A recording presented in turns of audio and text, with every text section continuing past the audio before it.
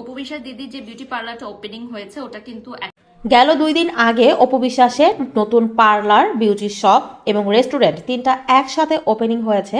আর সেখানে ইনভাইট করা হয়নি বারিশা হককে। যদিও আগে বারিশা হকের সাথে অপু বিশ্বাসের খুবই ভালো সম্পর্ক ছিল, এমনকি বারিশা হকের বাসায় অপু বিশ্বাস দাওয়াত খেয়েছেন। বিভিন্ন রকম তাদের ভালো সম্পর্কের ভিডিও কিন্তু অনলাইনে এখনও খুঁজলে পাওয়া যায়। তবে রিসেন্টলি অপু বিশ্বাস আর বারিশা হকের মধ্যে খুবই ঝামেলা হয়েছে, আর সেজন্যই দুজনকে একই সাথে দেখা যাচ্ছে না।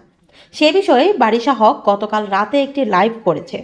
অপু বিশ্বাস দিদির যে বিউটি পার্লারটা ওপেনিং হয়েছে ওটা কিন্তু একটা বাংলাদেশের স্বনামধন্য বিউটি কোম্পানি, আপনারা জানেন, আমি সেটার নাম মেনশন করব না। সেই বিউটি কোম্পানিটার সাথে আমি নিজেও কাজ করেছি।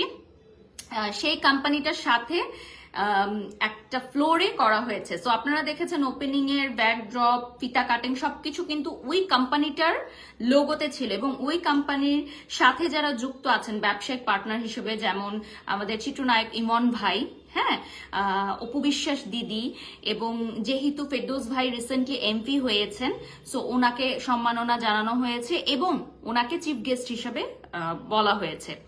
সো ডেফিনেটলি এটা ওনাদের ব্যবসায়িক প্রতিষ্ঠানে যারা যুক্ত আছেন তারা ওখানে গেছিলেন। বাংলাদেশের কোনো লাইভ প্রেজেন্টার বা কোনো আর্টিস্টকে কি আপনারা ওখানে দেখেছেন যে সবাই জয়েন করেছে, শুধু বারিশককে ডাকেনি?